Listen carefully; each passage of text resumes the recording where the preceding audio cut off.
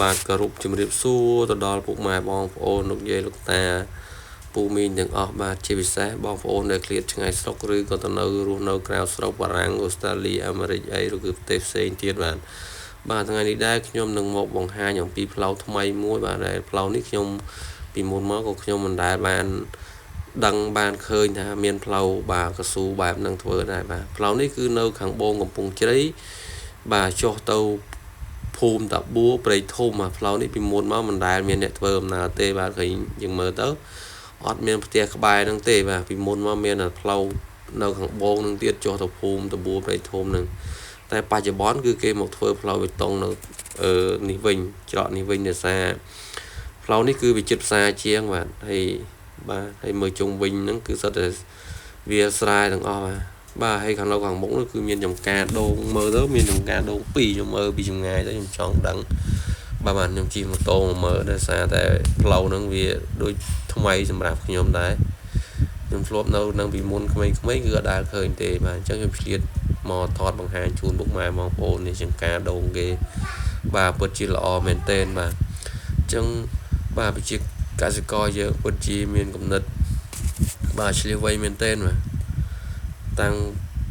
ពីមុនមកគាត់ចេះធ្វើតែស្រូវឥឡូវគាត់ចេះដាំដូងដាំអីទៀតនេះគាត់ចេះច្នៃប្រឌិតគេធ្វើស្រូវគ្រប់គ្នាគាត់ដាំដូងបាទអញ្ចឹងតែ4-5ឆ្នាំហ្នឹងគឺដូងគឺវាឲ្យផលហើយបាទហើយមើលអត់មានផ្ទះទេបងប្អូនផ្លូវនេះដោយសារតែពីមុនមកគឺផ្លូវនេះតាមដែលខ្ញុំចាំកាលពី4-10ឆ្នាំមុនខ្ញុំនៅស្រុកកំណើតដែរគឺមិនដែលមានអ្នកធ្វើដំណើរទេផ្លូវហ្នឹងបាទគេទុកចោលបាទតែឥឡូវស្រាប់តែគេមកធ្វើផ្លូវកស៊ូមុនបាទច្រកហ្នឹងដោយសារវាឡើងមកចិត្តផ្សារកំពង់ជ្រៃបាទអញ្ចឹងផ្លូវហ្នឹងគឺស្ថិតនៅក្នុងភូមិតាបួនេះចូលទៅភូមិតាបួព្រៃធំឃុំវិសាស្រុកកណ្ដាលខេត្តតាកែវបាទនេះហើយខ្ញុំនេះចំការមួយទៀតបាទមានចេកដំបងហើយនឹងដូងបាទហើយនេះរោងគេម្ចាស់ចាំការបាទមានកងានមានអីទៀតនេះបងកងាននៅយំបាទនេះចំការគាត់ធំដៃច្រើនថតាអញ្ចឹងមកដល់ត្រឹមហ្នឹងខ្ញុំបាទត្រឡប់ទៅក្រោយវិញបាទខ្ញុំបកទៅក្រោយវិញដោយសារឆ្ងាយពេកមើលទៅខ្ញុំជិះចូលប្រហែល1គីឡូជាងខ្ញុំបកទៅក្រោយវិញហើយក៏ឃើញមានចំការ3ចំការហ្នឹងដែរដែលគេមានដាំជីបាទលេខដូងអីហ្នឹងឥឡូវយើងទៅមើលចំការដូងដែលយើងជិះកាត់មកមិញបងប្អូន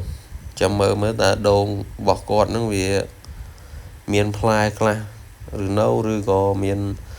លំមហូបអីហើយនៅដូងជាទូទៅយើងដាំបើដូងទឿអីយើងដាំ3ឆ្នាំទៅ5ឆ្នាំគឺយើងទទួលបានទិន្នផលហើយបើសិនវាល្អការថែទាំដាក់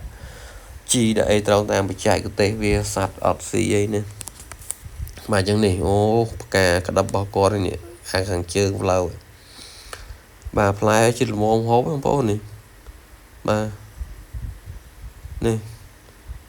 យ៉ាងយូរ1ខែ2ខែទេបានហូបឯដើមនេះបាទផ្លែច្រើនមកគាត់មេនមកណែនចាស់តែម្ដងចង់ចង្អៀតទៀតដល់មើលទៅដាំឃ្លាតគ្នាដល់ពេលស្លឹកវាមកល្អចឹងចង្អៀតទៀតបាទ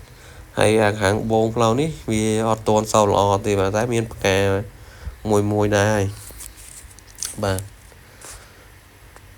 ចាំមើលតា4និយាយរួមចន្លោះពី3ឆ្នាំទៅ5ឆ្នាំគឺដូងហ្នឹងគឺមាន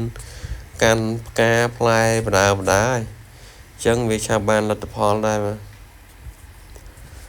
អញ្ចឹងនៅក្នុងវីដេអូហ្នឹងដែរខ្ញុំបាទមកបង្ហាញត្រឹមហ្នឹងទេហើយក៏សូមអរគុណសម្រាប់ការតាមដាននៅវីដេអូរបស់ខ្ញុំបានមានកំហុសខុសឆ្គងត្រង់កន្លែងណាសូមអធិស្ឋានអភ័យទោសបាទហើយសូមជួយចុច Subscribe ក៏ដូចជា Like ដើម្បីទទួលបានការលើកវីដេអូថ្មី